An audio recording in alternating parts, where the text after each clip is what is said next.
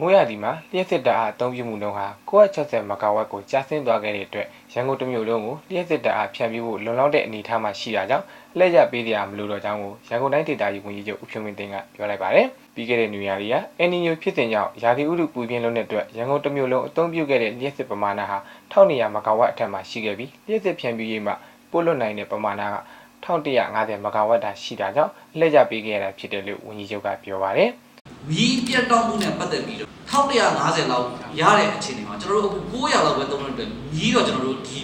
မိုးကြလာဖြစ်တဲ့အတွက်ကျွန်တော်တို့လုံလောက်သွားပြီ။ဒါပေမဲ့ကျွန်တော်တို့မှာရှိနေခဲ့တဲ့အနှစ်100ကျော်လောက်ရှိနေတဲ့အနှစ်150လောက်ရှိနေတဲ့ပေါ့နော်ဒီကျိုးလိုင်းတွေရဲ့အခက်အခဲတွေတစ်ပင်တွေ